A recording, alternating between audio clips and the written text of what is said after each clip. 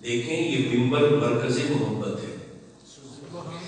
اس ممبر پر بیٹھنے والا چاہے تو لوگوں کی طبیعتوں میں محبت کا رس کھول دے، اور اسی ممبر پر بیٹھنے والا چاہے تو لوگوں کی طبیعتوں میں نفرت کا زہر ڈال دے.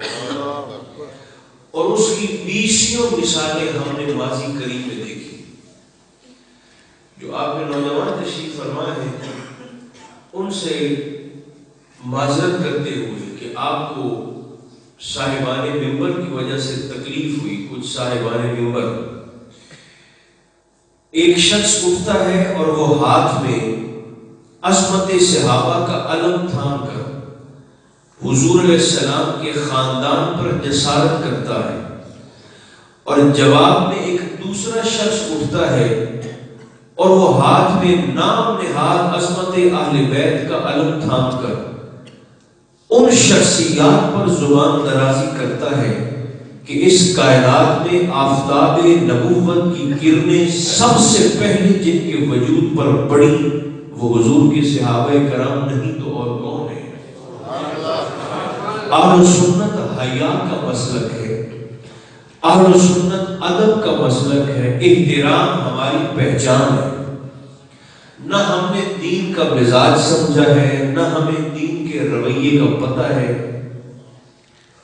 آپ یقین کریں علم کی جتنی کثرت اس دور میں ہے وہ آج سے پہلے کبھی نہیں تھی، اور تربیت کا جتنا فقدان اس دور میں ہے وہ بھی آج سے پہلے دیکھنے میں نہیں آیا.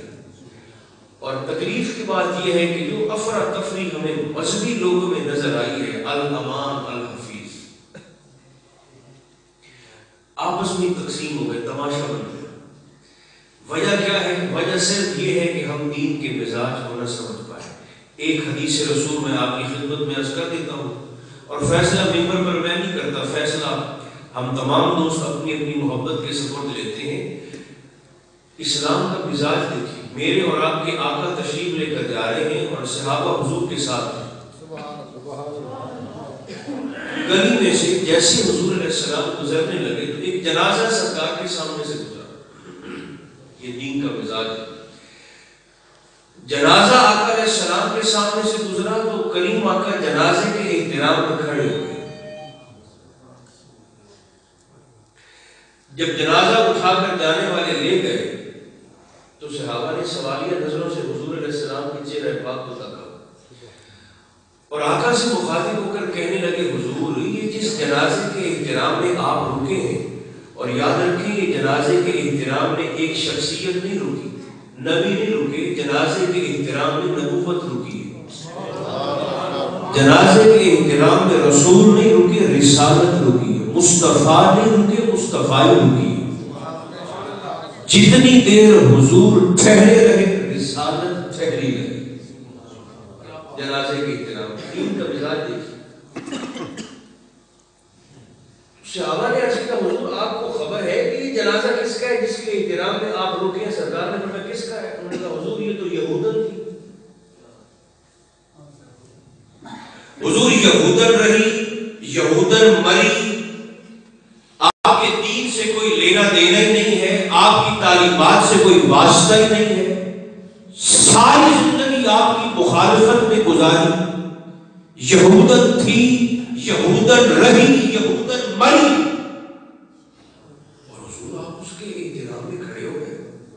جو جواب آقا نے دیا نا میرے بھائی جہانیہ کے دوستوں، یہ میرے دین کا مزاج ہے. آقا یہودن کے جنازے کے احترام میں کھڑے ہو گئے. آپ نے پتہ کیا فرمایا؟ سرکار نے فرمایا حد ہو گئی.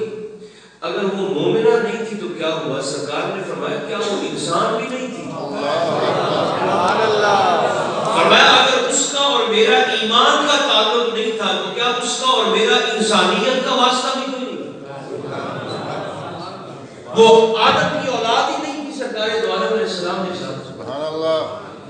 یہ ہمارے دین کا مزاج ہے. ہم میں سے تو ہر بندہ ایک ہاتھ میں ترازو ہے، ایک ہاتھ میں تلوار ہے، اور وہ گھر سے نیت لے کے چل پڑا ہے کہ میں نے سارے جہان کا حساب کتاب یہی کر دینا ہے. اللہ کے بندوں کچھ حساب رب کے لیے بھی چھوڑ دو، رب نے یہ بٹھا نہیں رکھے. آپ بولیں تو بھی گزارش یہی ہے، آپ خاموشی سے قبول فرما لیں تو بھی گزارش یہی ہے۔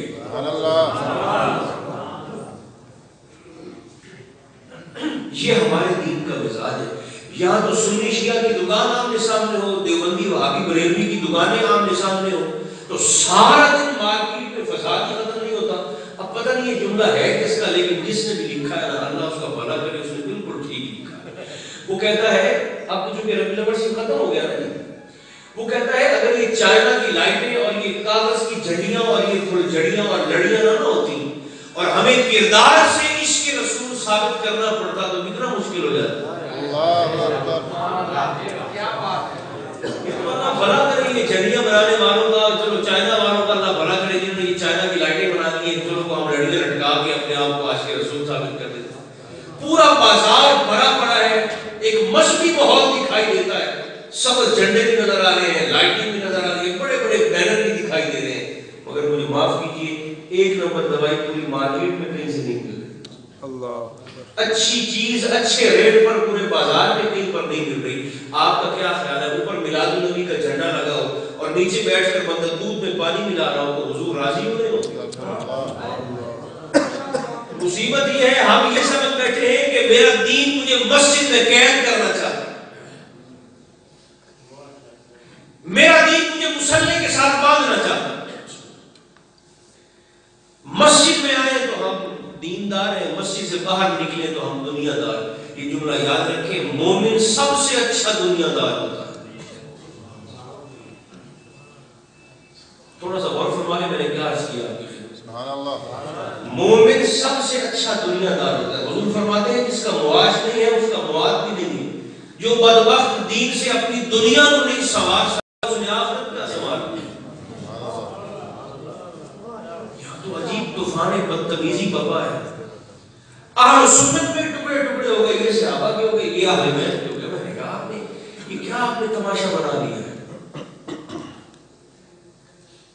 دیکھیے اس منبر پر بیٹھ کر کیا ظلم ہے۔ ایک طرف تو یہ عقیدہ ہے کہ میری زبان سے نکلنے والے ایک ایک لفظ کو میرے نبی سنتے ہیں، بلکہ اس سے ایک قدم آگے بڑھ جاؤں۔ ایک طرف یہ عقیدہ ہے کہ میرے دل میں خیال بعد میں آتا ہے، میرے نبی کو خبر پہلے ہو جاتی ہے۔ ایک طرف یہ عقیدہ، اور پھر اسی مصطفیٰ کے منبر پر بیٹھ کر حضور کے نسب کو بھی جسارت کا نشانہ بنایا جاتا ہے، حضور کی نسبت کو بھی جسارت کا نشانہ بنایا جاتا ہے۔ ایک دو حدیث پاک قبول فرما لیں جلدی سے اور فیصلہ پھر آپ خود فرمائیں۔ ہم چونکہ سنی ہیں اور سنی ایسا ہو ہی نہیں سکتا کہ ہو سنی اور پھر بے حیا بے ادب۔ وہ بے ادب جو ہوگا وہ کوئی اور مصیبت ہوگا، وہ سنی نہیں ہو سکتا، وہ اہل سنت سے اس کا کوئی واسطہ اور تعلق نہیں۔ سرکار کا خاندان، حضور کے اہل بیت، یہ وہ گھرانہ ہے میرے بھائیوں جس کے بغیر حضور کے صحابہ کا گزارا نہیں ہے۔ میں اور آپ کس کھیل کی مولی کا جڑ۔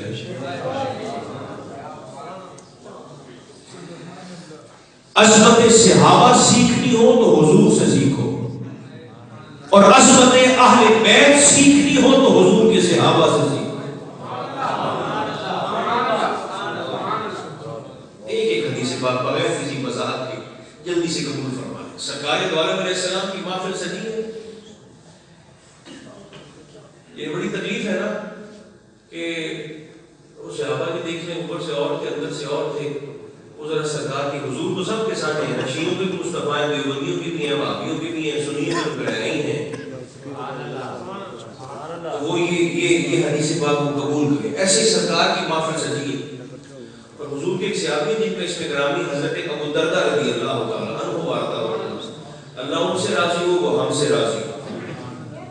ابو دردہ کہتے ہیں کہ میں سرکار کی بارگاہ میں حاضر ہوا اور میں نے حاضر آ کر سرکار کو سلام کیا، السلام علیکم یا رسول اللہ۔ کہتے ہیں سرکار نے میرا سلام سن لیا مگر حضور نے مجھے جواب بھی نہیں دیا، چہرہ بھی پھیر دیا۔ نبی کا چہرہ پھیرنا کیا ہوتا ہے؟ یہ کسی حساس محب سے پوچھیں جس سے حضور ہی چہرہ پھیر لے۔ عمل تو جو میرا اور آپ کا ہے وہ ہمیں بڑی اچھی طرح سے پتا ہے، کیونکہ عمل پتہ نہیں کھرا کتنا ہے، اس تو پھر کھوٹا کتنا ہے، رب کی رضا کے لیے کتنا کیا ہے اور لوگوں کے لیے کتنا کیا ہے. انما الاعمال بالنیات. ایک فقیر ہے، وہ کہتے ہیں کہ مجھے 40 سال کے بعد پتا چلا کہ 40 سال تک جو میں نے نیکیاں کی ہیں وہ رب کے لیے نہیں تھی، بندوں کے لیے کرتا رہا، لوگوں کو دکھانے کے لیے. تو اپنی نیت پر پہرا دے، میں بھی اور آپ بھی، کہ ہمارا کون سا عمل رب رسول کی رضا کے لیے ہے اور کون سا لوگوں کو دکھانے کے لیے. ابو دردہ کہتے ہیں کہ میں سرکار کی بارگاہ میں حاضر ہوا تو میں نے آقا کو سلام کیا، حضور نے سلام سن لیا لیکن سرکار نے مجھے جواب نہیں دیا، چہرہ بھی پھیر لیا. فرماتے ہیں میں تو تڑپا اور میں نے سمجھا کہ شاید حضور نے میرا سلام سنا نہیں. میں پلٹ کر اس طرف سے آیا، میں نے سرکار کو دوسری بار سلام کیا تاکید کے ساتھ، السلام علیکم. فرماتے ہیں سرکار نے دوسری بار میرا سلام سن لیا، حضور نے دوسری بار بھی جواب نہیں دیا، رخ زیبا پھر پھیر دیا. اللہ اکبر. آپ فرماتے ہیں کہ نہ میں مرتا تھا نہ جیتا تھا. میں نے تیسری بار حضور کو پھر سلام کیا، سرکار نے تیسری بار بھی جواب نہیں دیا، چہرہ پھیر دیا. ابو دردہ کہتے ہیں میں نے اس کے حضور کوئی غلطی ہے تو مجھے بتا دیں، مگر آقا ایسے مجھ سے نگاہیں تو نہ پھیریں، حضور ایسے بے اعتنائی تو نہ فرمائیں، کوئی غلطی ہے کوئی کوتاہی ہے آقا تو مجھے بتا دیں، میں دور کرتا ہوں. تو آقا نے پتہ کیا فرمایا، سرکار نے فرمایا ابو دردہ تجھ سے کل بہت بڑا جرم ہوا ہے. جرم وہ سن کہ جس جرم کی پاداش میں مصطفیٰ کریم علیہ السلام نے صحابی کو سلام کا جواب نہیں دیا. فرمایا تجھ سے کل بہت بڑا جرم ہو گیا. آقا کیا ہوا؟ حضور علیہ السلام فرماتے ہیں کل تو گلی میں جا رہا تھا اور تیرے ساتھ میرے ابو بکر بھی تھے. فرمایا تیرا دھیان ہی اس طرف نہیں گیا. فرمایا تجھے احساس ہی نہیں ہوا، تجھے خیال ہی نہیں ہوا. آقا کیا ہوا؟ فرمایا تو میرے ابو بکر کو پیٹ کر کے چل رہا تھا. یہ میری گزارش آپ یاد رکھیں، بڑے آرام سے ابو بکر سے منہ موڑنے والا، صدیق اکبر کو پشت کرنے والا، ابو بکر سے چہرہ پھیرنے والا حضور کا صحابی بھی ہو تو مصطفیٰ اس کے سلام کا جواب نہیں دیتا. کیا بدی اور کیا بدی کا شعبہ. آج 15 صدیوں کے بعد لوگوں کو باپ دادا کے ناموں کا نہیں پتا ہوتا، نانا پڑنانا کے ناموں کا، قبروں کا نہیں پتا ہوتا، اپنے نسب کا پتا نہیں ہوتا. وہ بھی اٹھتے ہیں اور زبانیں کھولتے ہیں ان شخصیات پر کہ دین آج تک جن کا احسان من ہے. ابو بکر کو ابھی تک ان کے احسانوں کا بدلہ ملا تو نہیں نا، قیامت کے دن ملے گا.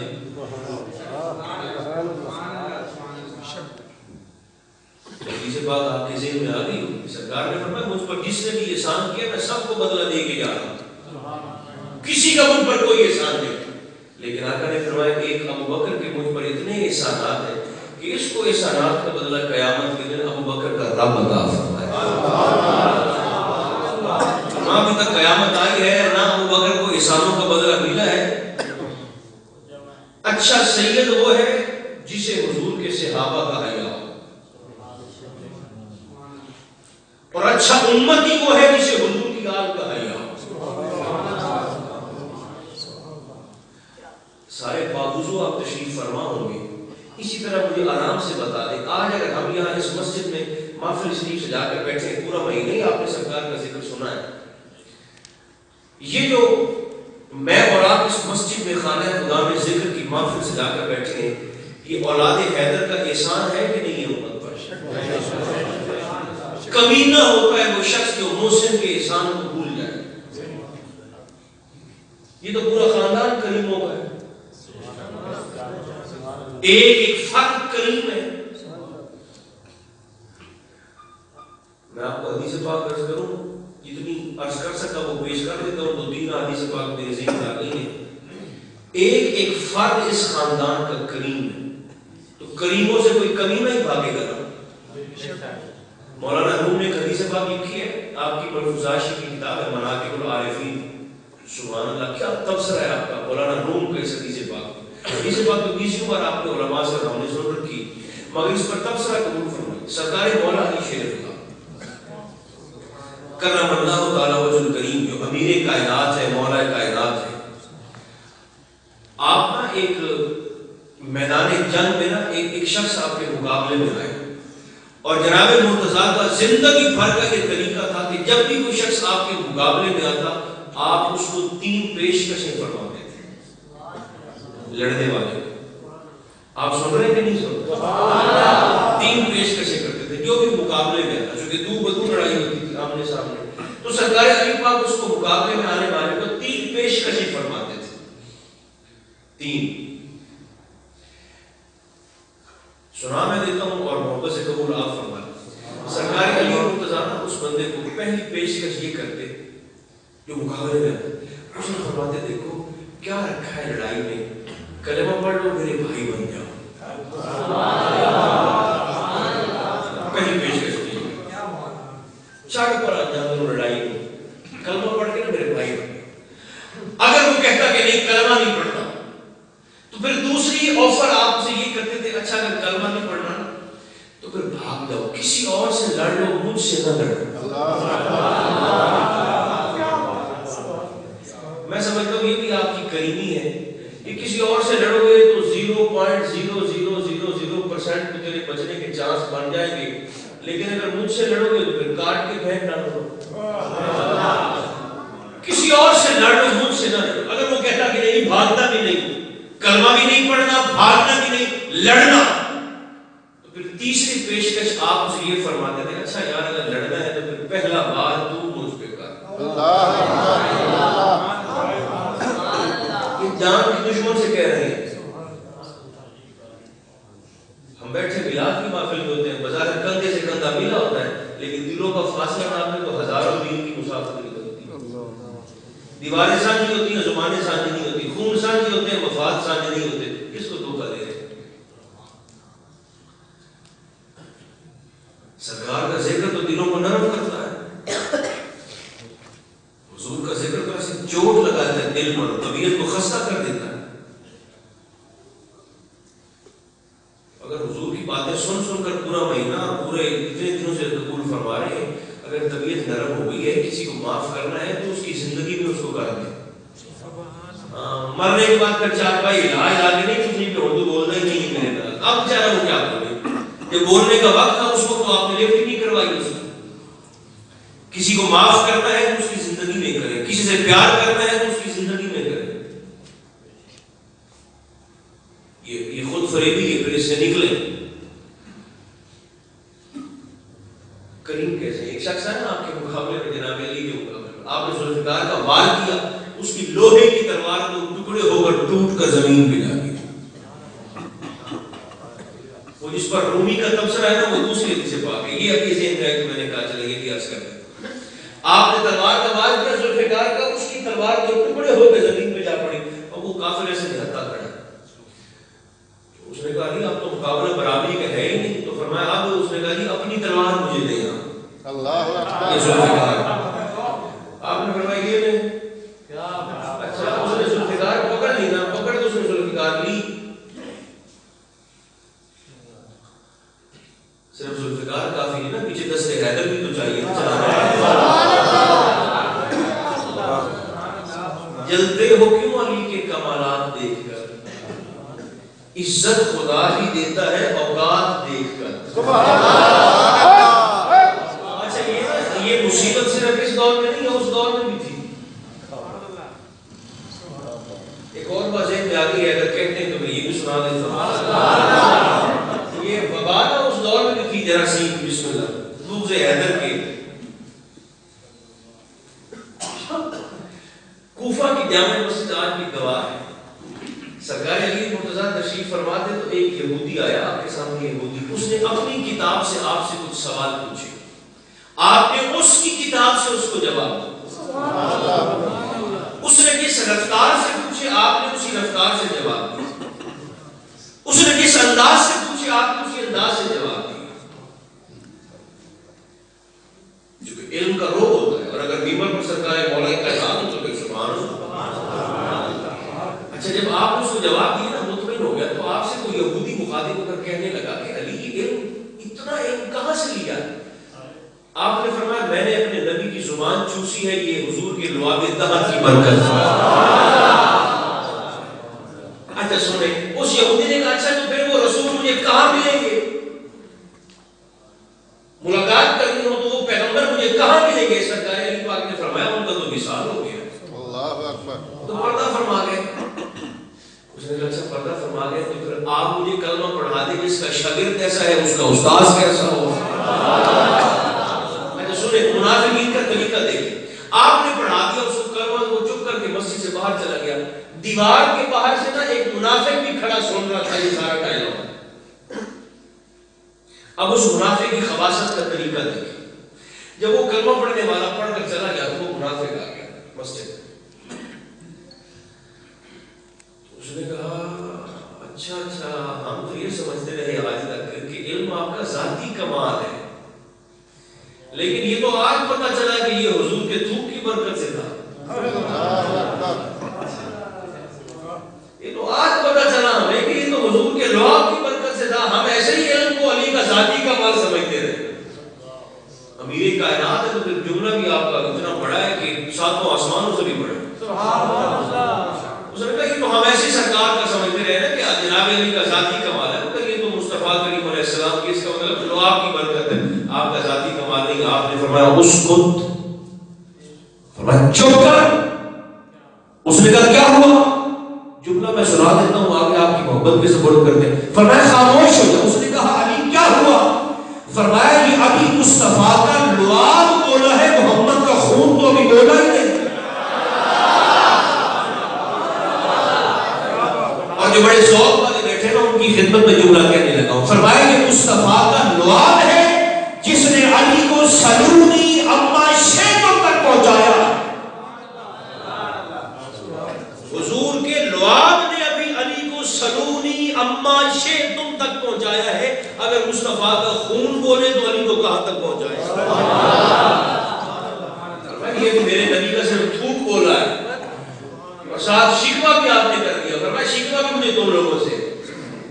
حضور شکوہ کیسا؟ فرمایا جتنا میں سخی تھا نا تم نے اتنا مجھ سے مانگا کوئی نہیں، اور جتنا مجھ میں علم تھا فرمایا اتنا تم میں سے کسی نے مجھ سے پوچھا ہی نہیں. یہ بھی آپ نے لایا. تو اس دور میں بھی تھے ایسے جن کو پریشانی تھی. تو آپ نے ایسے تلوار کی ضرب لگائی نا تو اس کی تلوار چھپ گئی تو وہ ذوالفقار سے کہا مجھے دے دے. ہاں وہ شیخ پھر مجھے بولنا نہ جائے. جلتے ہو کیوں علی کے کمالات دیکھ کر؟ جلتے ہو کیوں علی کے کمالات دیکھ کر؟ عزت خدا بھی دیتا ہے اوقات دیکھ کر. ملتی جو کسی اور کو تو ہلتی نہ ذوالفقار، تلوار رب نے دی ہے مگر ہاتھ دیکھ کر. اس کافر کے ہاتھ میں سے ذوالفقار ہے، اس نے ایسے پکڑی ہوئی ہے تو آپ نے اس کو دے دی تلوار. وہ صاحب نے دائی دشمن ہے. اس نے کہا کہ آپ نے کمال ہی کر دیا. تو تھا میں آپ کا دشمن، دوسرا آیا مارنے کی نیت سے تھا. یہ میرا دا لگ جا ہوا تو میں کہنا چھڑنا تھا. یہ تو آپ کا لگا تو آپ نے دو ٹکڑے کر دی میری تلوار اور آپ نے اپنی تلوار ہی مجھے دے دی میرے مانگنے پر. آپ نے پتا کیا فرمایا؟ فرمایا زندگی موت تو رب کے ہاتھ میں ہے مگر تیرے مانگنے پر تجھے تلوار اس لیے دے دی کہ تو مرتے دم تک کسی سے یہ نہ کہہ سکے علی سے مانگا تھا اس نے انکار کر دیا.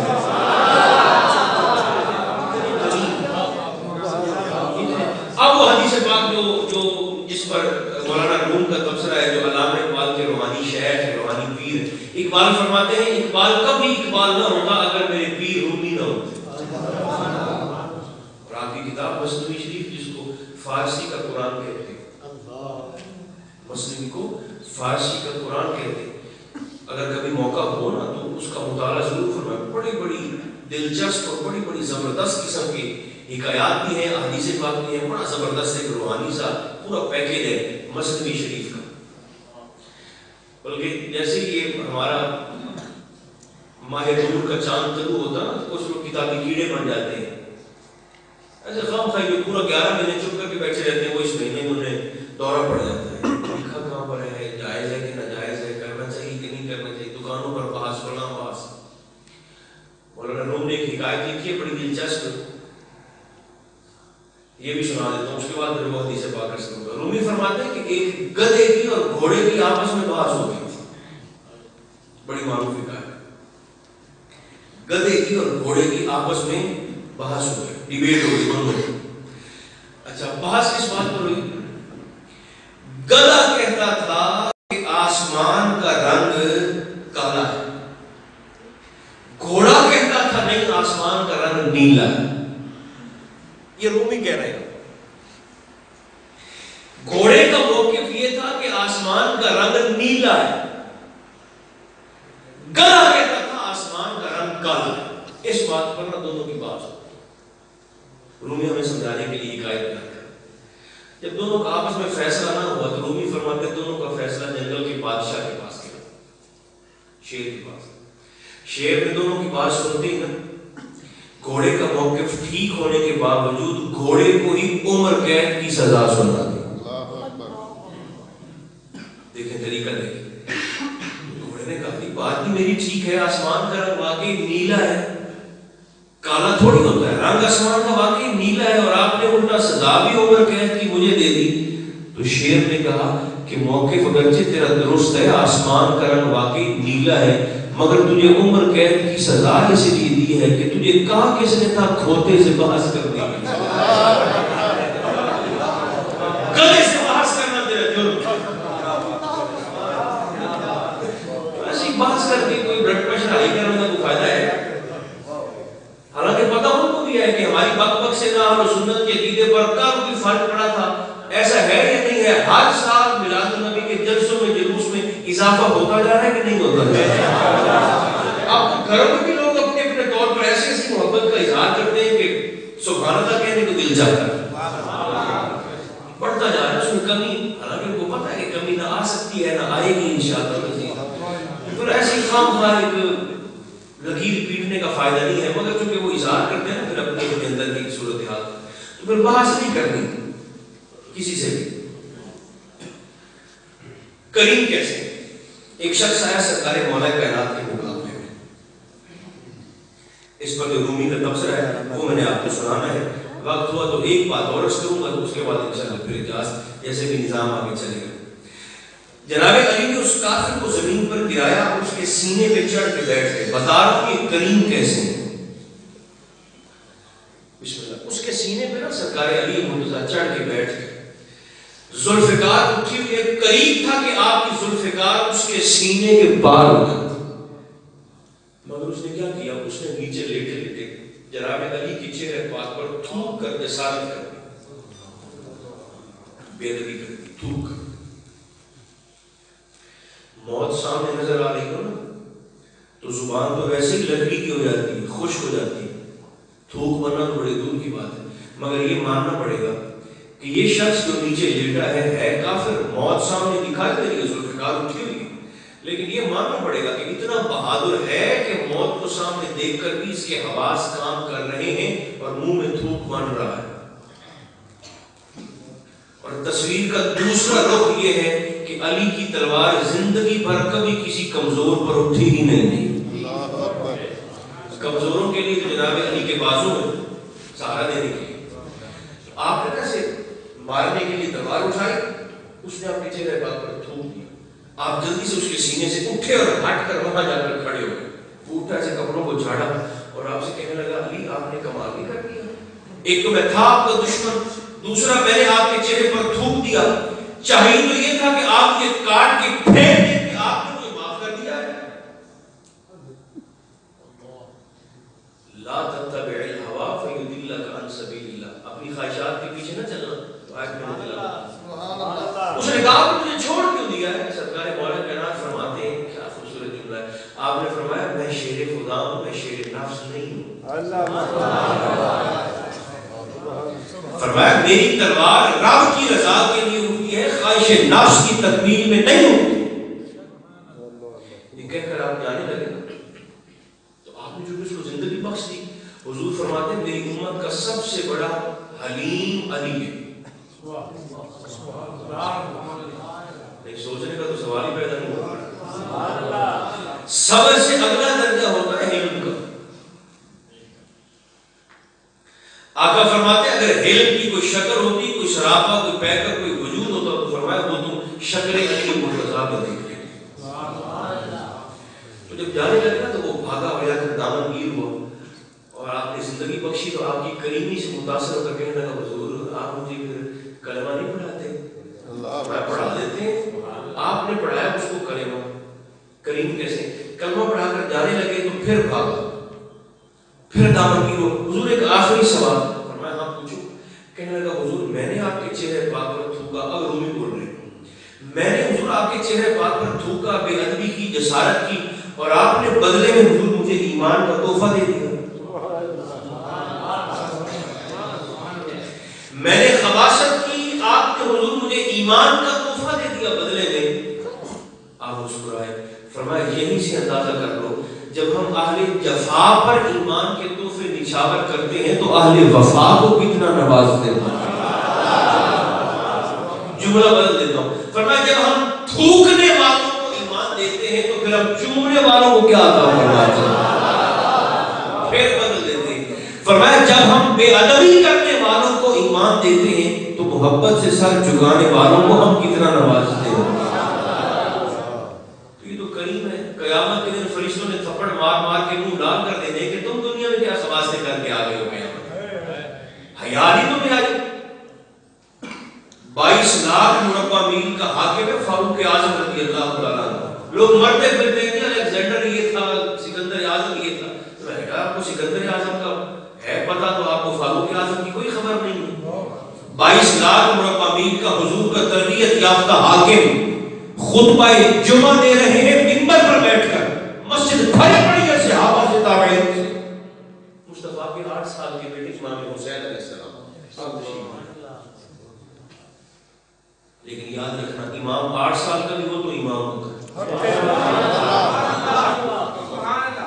وضاحت کا وقت نہیں ہے، بس یہ گزارش قبول کریں. سرکار فاروق اعظم منبر پر بیٹھ کر پتہ کیا کام کر رہے ہیں؟ وہ کام کر رہے ہیں جو واجب ہے. خطبہ جمعہ مسجد میں صحابہ بھی ہیں، تابعین. امام علی مقام امام حسین علیہ السلام 8 سال کی تشریف، 8.5 سال زیادہ نہیں ہے، 8 سال 8.5 سال اور آپ تشریف لیں. سرکار فاروق اعظم سے مخاطب ہو کر فرمانے لگے یہ میرے نانا کا منبر ہے، نیچے آئیے.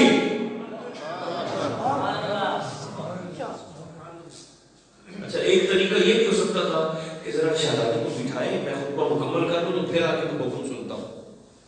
ایک طریقہ یہ بھی ہو سکتا تھا.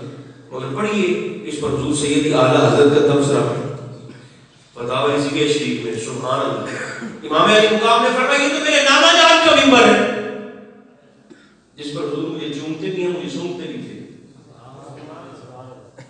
اس کائنات نے یہ منظر بھی دیکھا کہ وقت کا وزیر اعظم ان الشیطان یفر من ذل عمر کی شان والا خطبہ چھوڑا، منبر چھوڑا، جمعہ چھوڑا، تقریر چھوڑی، منبر سے نیچے اترے، 2 زانوں ہو کر جیسے ہم اتحیات میں بیٹھتے ہیں ایسے زمین پر بیٹھ گئے اور ہاتھوں کو ایسے کر کے امام علی مقام سے حضور کے 8 سال کے بیٹے سے کہنے لگے شہزادے میں نیچے آ گیا ہوں، منبر سے حکم فرمائیے. امام علی مقام نے نا اپنی موت میں فرمایا یہ میرے نانا جان کا منبر ہے، آپ اپنے نانا کے منبر پر جائیے. سرکار فاروق اعظم کی چیخ نکلی، رو پڑے اور کہنے لگے حضور میں تو اونٹ چرانے والے باپ کا بیٹا ہوں، خشک روٹی کے ٹکڑے کھا کر گزارا کرنے والی ماں کا بیٹا ہوں. سونیا میرے نانا کا تو کوئی منبر نہیں ہے. حضور منبر بھی آپ کا ہے، محراب بھی آپ کا ہے، مسجد بھی آپ کی ہے، شریعت بھی آپ کی ہے، عمر بھی آپ کا ہی ہے. شہزادے میرے نانا کو تو کوئی منبر نہیں ہے. عمر کی ذات پر زبانیں کھولنے والوں تمہیں فاروق اعظم حسین کے قدمین میں بیٹھے نظر نہیں آتے؟ اور ابو بکر پر زبانیں کھولنے والوں تمہیں اسی صدیق کے کاندھوں پر مصطفیٰ بیٹھے ہوئے دکھائی دیں. سبحان اللہ. اور حضور کے خاندان پر جسارتیں کرنے والوں تمہیں یہی حسنین کریمین مصطفیٰ کے منبر پر حضور کی زانوں پر دائیں بائیں بیٹھے دکھائی نہیں دیتے. شہزادے میرے نانا کا تو کوئی منبر نہیں. امام علی مقام نے اچھا بڑی حیرت سے فرمایا اچھا تو آپ کے نانا جان کا کوئی منبر نہیں؟ سرکار فاروق نے اس کے نہیں شہزادے میرے نانا کا تو کوئی منبر نہیں. آپ نے اسی مٹھاس سے، اسی کریمی سے، اسی تسلسل سے 8.5 سال کی عمر مخاطب ہو کر فرمایا اچھا اگر آپ کے نانا جان کا منبر نہیں ہے نا تو ایسا کریں آپ پھر سے میرے نانا کے منبر پر ہی بیٹھ جائیں. آپ جب سرکار فاروق اعظم منبر پر تشریف لائے نا تو آپ کی خطاب کا انداز بدلا اور لوگوں سے مخاطب ہو کر کہنے لگے لوگوں آپ مجھے بٹھایا ہے منبر مصطفیٰ پر حسین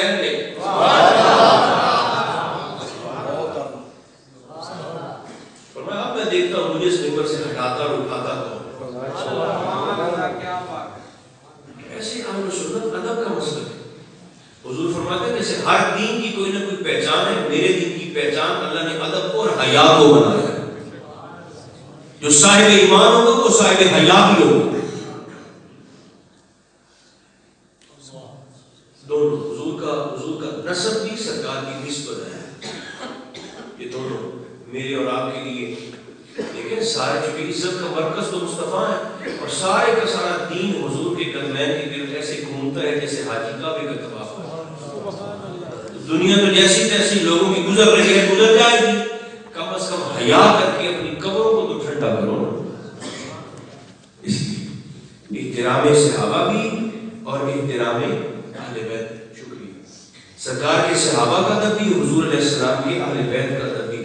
جہاں پر اور بہت ساری دعائیں آپ اور میں کرتے ہیں تو وہاں پر نا اس دعا کو بھی شامل کرنے کے مولا ہمارے دامنوں کو کبھی بھی